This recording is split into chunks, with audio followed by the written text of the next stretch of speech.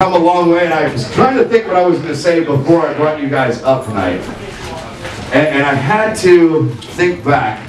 Coming up in October, it's going to be 10 years that I've been doing a little show called Native Noise. Yeah. That like 3 people listen to every week. Yeah. And I have to tell this story because I've talked to all of them about this. We had one song from a band called Mekanism called Midnight Tight. Yeah! It was recorded on a cassette player in a garage with half-dead batteries. Well, they've moved on from that very far. They've come a long, I think the t-shirt says, "I've come a long way, baby," or something like that. They should all be wearing that t-shirt tonight. They flew to Germany. And I'm going to say his name wrong, but that's because I'm from West Virginia and I really can't speak proper English. Lassie Lemaire in Germany recorded this album.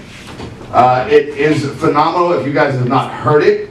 I now have a vehicle with a CD player in it that I have not had since 2013, a CD player in a car. And it's the only CD that is in that vehicle, and it sounds fantastic on Facebook Live. Just let everybody know that. We did a world premiere of the title track on Native Noise. What was that, like 2 months ago? Yeah. 2 months ago. This has been in the making. They went to Germany towards the end of August, beginning of September. They spent 2 weeks over there. Jared only got arrested 6 times in 2 weeks. Mom, Dad, thanks for the bail money. Anyway, and it turned out absolutely amazing.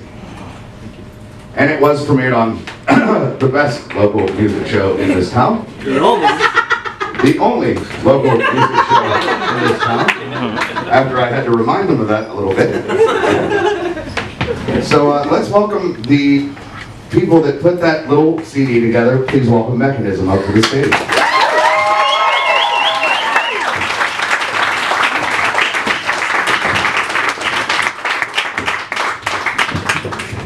These are too tight. I get to be this It's because it's the only place your hair will fit. Okay. So, everybody, Mr. Chris Lane. Hello. I gotta look at that poster in the post office to get your real name, but Jared Robinson, everybody. The legend herself, Miss Mekanism. Forgot your name, we'll come back to you. Bobby Keller, everybody. So we're going to take a few minutes. The band is going to sign some stuff. Who's that guy? I said Jay. Oh, no, you didn't. Frankie, don't interrupt shit. Sorry, is there kids in here? My fault. See, when don't have headphones on, I say stuff I'm not supposed to. Anyway, so we're going to take a few minutes. We're going to ask the band some questions. If you would raise your hand, don't just yell out. This is not a Trump rally. Oh, wait, was that bad? It's not a Hillary rally either. See, I can play both sides of that. Raise your hand. We'll point to you. You guys ask a question, and after we're done, the band will come over here. We've got CDs. We've got digital downloads. We've got nude pictures of Jared. We've got, oh, they got out, dude. What are you going to do? You needed the money. 35 cents. Well, never mind. All right, so who wants to ask the first question? All right. James, go ahead. How hard has it been to stay where you guys are at now? How hard has it been to get where you're at now? Who wants to answer this one? I mean, how hard is it to stay at the level where you're at right now? I don't think so. I mean, I think the hard part about being in like any kind of band is really like you can only put out the best product you want to, and as far as where that goes beyond that, it's out of your hands. So I don't think there's anything really hard about that. I think it's just about getting behind the music that you believe in and hoping it goes somewhere. That was a very well put answer. Thanks for messing that up, James. Next question, Mr. Chris Marsh. How long did it take you to create the actual songs for the new album? So Jared obviously wants to take that one. We took out some time off actually to really dedicate to it over the summer. So I think, was it a few months? Something like that. We kind of, We've been working on it for a while, but we really spent some time dedicating and trying to find the message and really see what we, like, just let it come through us and see what happened when you get some incredibly, awesomely talented people together, like Jay Atkinson. And there is one riff that I actually pulled from when I was 17 years old, like a riff that I wrote just on my own side, music in Arizona. In Arizona. It's now so it's all, it's a few months, but yet some things that did. Some have been pulled from other places. Yes. Isn't that interesting? Yeah. I don't know what to do with my hands when I don't have a microphone in it. I turned into Ricky Bobby, apparently. Next question. Well, you guys are a lively bunch. You guys got to a lot of personnel. When did you know this was it? I'd like to thank you for raising your hand. Yeah, we obviously like Frankie. Frankie, did you have a question?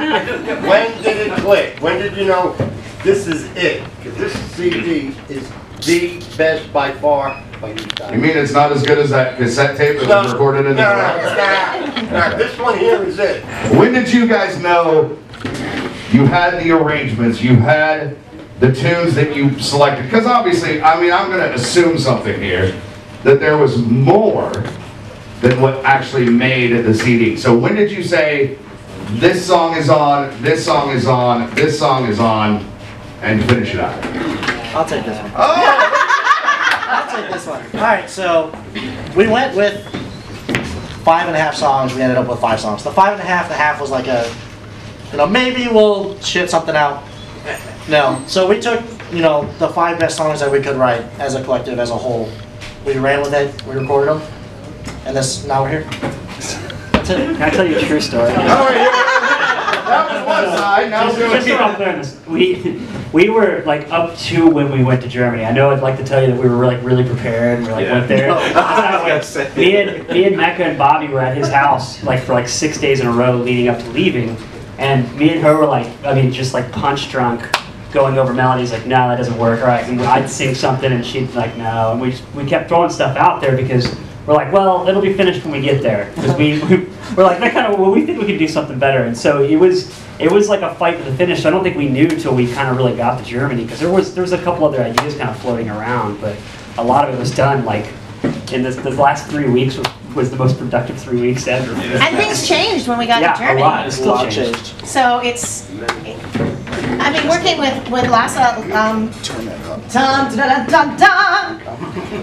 we're turning the volume up. I love it when we turn up the volume. I remember working on Trailblazer, which just premiered on and we have a music video coming out for shortly. But until the last day, I had like 3 or 4 different ideas for the verse. And then I just went super simple with it. And I was like, no, it just has to like punch you in the face. Or, baby punch your face. So it's really fascinating how that all... You're so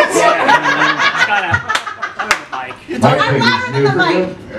Finish saying what you were saying. But it is really fascinating how you just go for it and things develop naturally and you just kind of trust it sometimes and kind of let go and just let the melody come out. Well, let me just elaborate on one thing on that. For those of you that don't know, when they got the first, I guess it was like the first round of mixing on the album, I was riding around with Bobby one night. He's like, dude, you gotta hear this song. Okay, I'm cool with listening to it.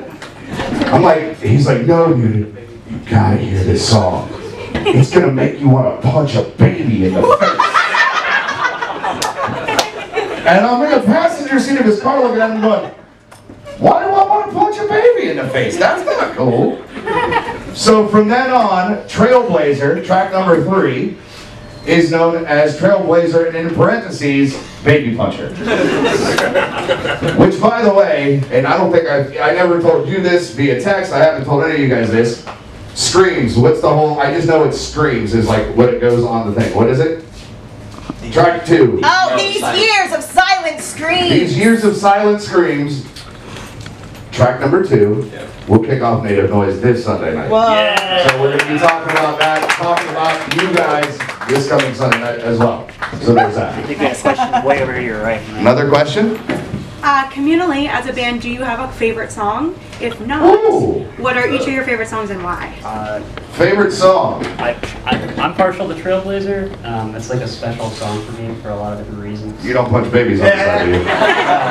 No, that song came out of a lot of like old riffs that I had that we started with and some different ideas. So like that song was like, when it was done, it was like cool. It came out kind of like I intended it to. So that's awesome. It's great to work with people who get that to do that for you. It's a good thing you're so loud too when you talk. Yeah. Trailblazer is definitely the number one. I mean, that, you know, Chris put a lot of effort into that. You know, the boys in the band had a version of that song that we called Bergera at one point, which is why we have the matching tattoos on our ankles of it. Some of us couldn't get it. Some of us couldn't get it Working. because you're working. Could be. Anyway, Miss Becca. Moving on. I really love Black Sky, Oh yeah. which is the last track on How the cool did that album. song come out? It means a lot to me. It's also, I study shamanism. Some of you know this. And it was in honor of Black Sky, White Sky shamanism from my teacher from Siberia, Heidi. So it means a lot to me spiritually about facing your darkness and turning it into your healing. So, Black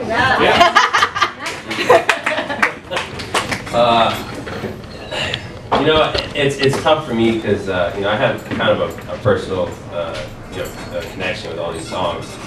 But I think I would have to pick. I love Trailblazer, I really do, but I think I'm going to have to go with Arrows of Alchemy because me and Jay, maybe 5 different versions of it.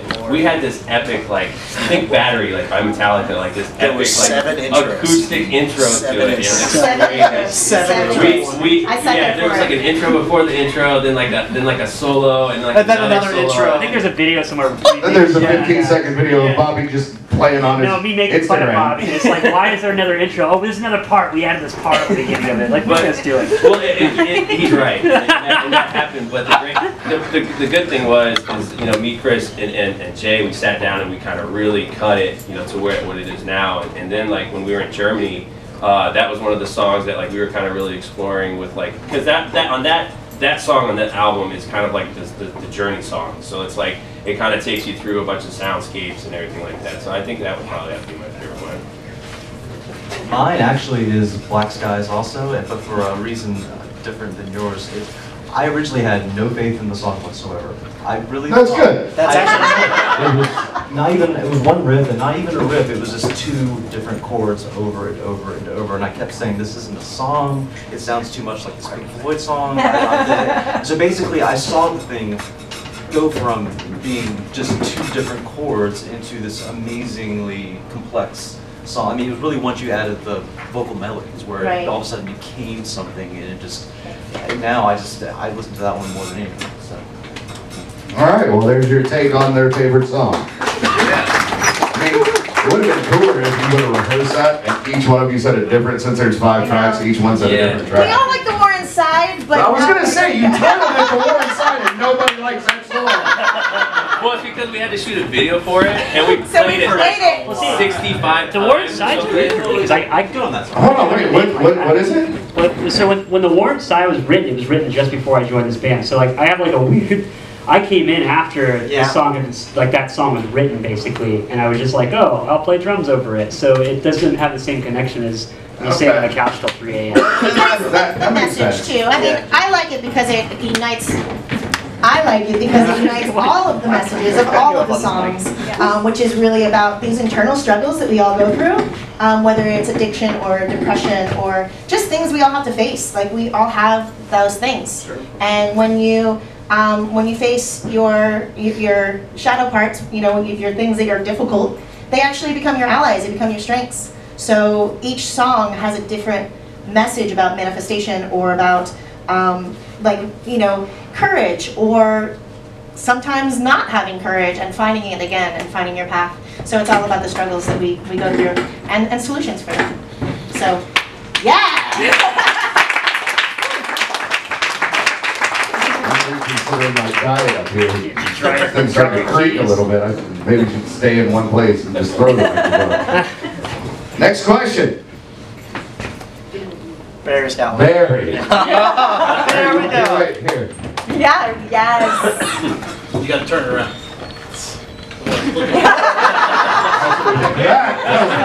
Barry, what's your damn question? So it's a pretty unique thing to go to Germany to record an album where most of the local acts stay local. Can you share some of your favorite stories from when you were in Germany? Oh, I got that one. Uh-oh. Barry only asked this question because Barry went to Germany with them and documented all this. And I think he just threw all of you under the bus. I think one of the biggest things with Germany, and one of the decisions we made as a band to go there, was to take us out of our comfort zone and make us really focus, you know, on what we needed to do, you know, and we just kind of happened to come across the situation and be able to go. And, you know, thank you to everybody as well for the GoFundMe and who helped, you know, make it happen. So, you know, thank you. We're all really, really, you know, very thankful for that. But when we were in Germany, we had an almost immediate connection with Lassie. He's a phenomenal producer. He made us feel very much at home. He was taking care of us. I mean, he would translate because there were some things where we didn't really understand what was going on. And you know, he was just such an awesome host, and not only just, you know, the producing and the music side, but he you know, became one of our great friends. So with that, when we were at the end of everything, we took a night to celebrate. And Barry was actually involved in this, but we ended up drinking almost like a whole bottle of Jaeger, and I'm not talking about the small one. We're talking about the big one. I don't think you're good at And that. yeah, it was. We had the big one and then the small one. Bobby, there was several bottles. Yeah, okay, there was The big one and then the small bottle and then half of it. Never mind. Well, anyway, Barry actually outdrank all of us, but he paid for it the next day. Oh yeah. But you know, and the whole trip was fantastic. You know, we actually ended up, unfortunately, you know, because of the hurricane, we were stuck there. I was supposed to leave. But yeah, and Chris was actually But you supposed to went leave. to Metallica! Well, then that's what happened. We ended up going to see Metallica. What are you complaining about? I'm not complaining. I'm just saying that was a great part of the story. So. Yep. All challenges are opportunities. Look, for those of you that missed that part of this, they got stuck in Germany because of Irma.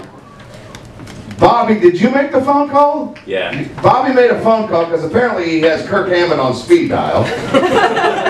And he ended up in this, is it called the Snake Pit? It's not, was it? The pit directly in front of Metallica. They got stuck there for a couple extra days, so they had to go see Metallica. Ironically, though, Bobby and Jay got off the plane 3 days later, dropped their stuff at Bobby's apartment, got in a car, and was in Cocoa Beach at a fine establishment for my birthday party. That's how important it was to come to that birthday party. And then an hour later, I tore my bicep throwing a 70-pound stripper off my lap. Anyway. So that was my Germany story for you guys. Oh, wait, Chris has a Germany story. Let's add to it. This is a much not as cool of a story, but we were starving, by the way. Yes. So we went to get pizza, and I was like, I'm gonna buy everybody pizza. And I walked in this place, and there's they do pizza and Indian food at this, and I was like, oh, well, I want a pepperoni pizza. The guy's like, pepperoni? I'm like, yeah, pepperoni pizza. He's like, oh, pepperoni? I'm like, yeah, pepperoni. And I'm like, God, this guy. I was like trying to hand him my money, and so here's the best part. They don't take card, they like cash, so Jared had to pay for it. Yeah. He was pissed. I was like, I'm gonna buy her pizza. Jared, you're gonna buy everyone pizza. He's like, throwing it in his pockets. So I was so stoked, and this guy looked at me like I was a stupid American kid. I'm like, all right, whatever. And we come back and we get these pizzas, and I open them up, and there's pepperoncinis on the top of everything. And I stared at it, I was like, pepperoni, man. He's like, yeah, pepperoni. I was like, no, those are peppers. He goes, oh no, you want salami? He's like, yeah, and he looks at me. I swear to you, this guy is like, oh well. And he walks in the back. And I was like, oh, I guess I own these now. These are my terrible pizzas that were made on non-bread. We gotta go to Italy to get pepperoni. Yeah, to say salami. Also, for those of you that I'm sure everybody in here follows these guys on social media. The most eye-opening for me is watching, I don't know if all of you were there, I know Bobby was there, I'm pretty sure Jay was filming, when they walked into the church. Yeah. And ironically, Bobby walking into a church didn't burn the place down. But it wasn't a normal church. They had like these angels, but instead of angels, it was skeletons with angel wings on it. It was creepy, but super cool. What was that? I forget the name of the church. But it wasn't like a normal church. It was actually, and it was one of the St. oldest Mary. ones, St. Mary, and it was I forget all the details. There's a devil that sits out front. Yeah. The devil is okay. Which is the first sign I I know. We found out that we're going to Lubeck, Germany. Very much in the north of Germany. Very medieval Gothic towns. So it was 13th century Gothic cathedrals. Took over 100 years to build these. The one in Cologne, I think, took over 600 or 800, hundreds of years to build these giant beasts of architecture. So in the town we were in, there's the Devil of Lubeck. So the story is that they tricked the devil into thinking they were building a wine cellar. And they went, ha ha, it's a church. But then the devil has to sit outside the whole time now, and you can take pictures with him. So Just the moral of the story is Bobby walked into a church, it spontaneously combusted, it's still standing to this day. So, all right, we're good. Any more questions? The holy water didn't bubble or anything? No, the holy water is actually still boiling. Oh, okay. Excellent. Axel, where's Axel? over here on the other side of the wall. Axel, you can't stand behind the post over here, pal. Axel from the Haven, everybody. Bobby out of bed in the morning. This album is about like beating struggle. What was the biggest struggle to write the album aside from flying to Germany too? Can't say that. Ooh, the biggest struggle in writing The War Inside. Probably not waiting until the week before you left for Germany to write 3 out of 5 songs. I mean, I think it was all equally hard. I think the toughest part was to be happy with it, like to walk into a studio where you knew you weren't going to be able to change anything once it hit the track. Yeah. And I think that's the hardest part of any record, is to go, is this like the best I can humanly do? And it's a tough question to answer, because as an artist, it's an ever-evolving kind of thing that rolls out of you. So the riff I wrote today isn't as good as the riff I wrote tomorrow.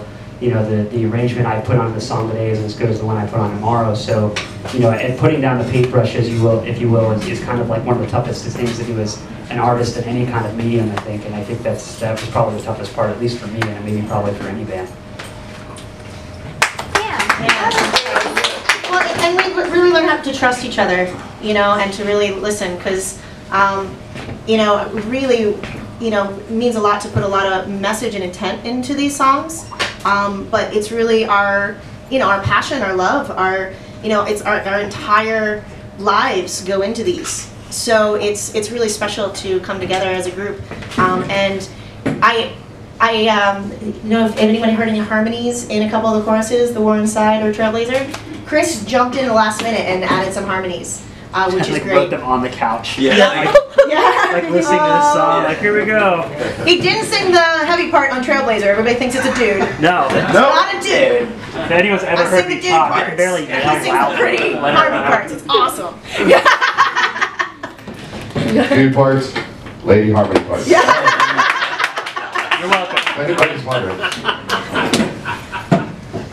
They're on their way back from Germany as they just got caught up in shipping. Yeah.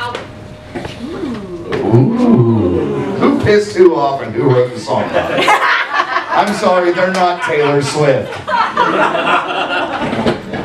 Oh, who wants to give just like a quick, short synopsis of what fueled each song? I think I got one.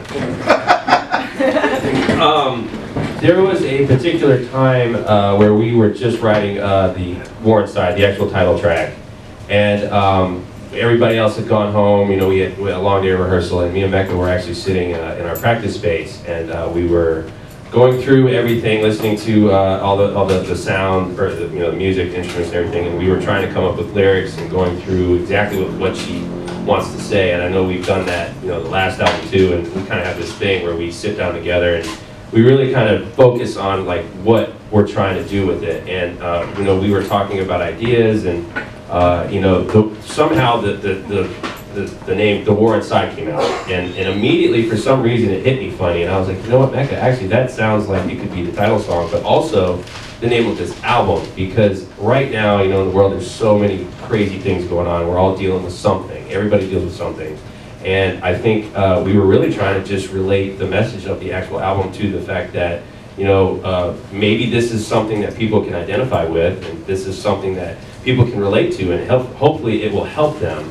And not only us, but it will help everybody, so that, you know, if they're going through a tough time, or, you know, whatever it is, and, you know, they can see the light and you know, kind of shine out and you know, fix it. Yeah, connect to something. Yeah, exactly. I don't know if anybody else wants to. I used to call the album The War on the Couch. Yeah. I'm like on the back of the couch just yelling at everybody. All right, so obviously you guys know who's already bought the album. Yay! Woo! Watch this one. Watch this one. Okay. Don't trip. Watch this. Okay. Who's buying it before they leave here tonight? Yeah! You guys got gas money to get home. All right, June the 9th at the House of Blues, these guys will do the official CD release show along with some more locals, Soul Snitch, Copper Bones, and A Brilliant Lie. Going to be on there. I think there's free tickets over there for everybody that you can grab to come out for that. Just to end things off, I will say one thing as well. These guys were ever so gracious to allow me to roll with them this past January to the world's biggest musical instrument trade show called NAMM. Oh yeah. Yeah, we went to that. That's right. Yeah, we did go to that. Is Kenny Loggins here? There was, yeah, he is actually. Kenny Loggins is right there. We rolled out to Los Angeles. Bobby and I were sitting on a computer. We got what we thought was a 3-bedroom house. Except for at 10:30 at night when we got there, it was a 1-bedroom apartment with 37 beds in it. So we made the best. Mecca had her own room / closet. Yes! Jarrett got to sleep in a bunk bed. Chris slept in a bunk bed. I slept on a bed. Our friend Kenny Loggins over there, who could literally suck the air conditioner out of the window through his nose the first night and was no longer allowed to stay in the room, was there. But it was a really cool experience because, you know, I get to be on the radio and I get to play these guys and all these awesome local musicians. But these guys have pretty much become a family to me. It's an honor to me to be part of the Mecca tribe. Yeah. Even though Mecca read my palm one night and scared the shit out of me. But it was an awesome experience to be out there with them and see the reaction that, being on the outside watching them. Bobby did a demonstration for one of his sponsors with Klotz Cables, and watching the reaction that he got from the crowd. I just hope that when you're accepting the Grammy for Best Metal Song, that Orlando, Florida gets all the love, and I'm just there hanging out, and I just want to kick it. I'm just saying. All right? So you guys, thank you guys for coming out. Thank you guys. We'll see you at the House of Blues on the night. Get your ass over there. Go buy a CD, a digital download. I think there's vinyl. There's Shaman's Blend coffee over there. You guys should come out with like Mecca condoms or something. Like, you know, so I don't know. You got everything else. You guys are going to be like the next Kiss, the Mecca coffin and the Mecca Kool-Aid holder and all that stuff. But there's digital downloads. There's copies of the actual physical CD. There's vinyl. What else you guys got? You got Posters. Posters. There's posters over there. So go grab yourself some stuff and grab yourself your free tickets, and we'll see you guys at the House of Blues. Yeah.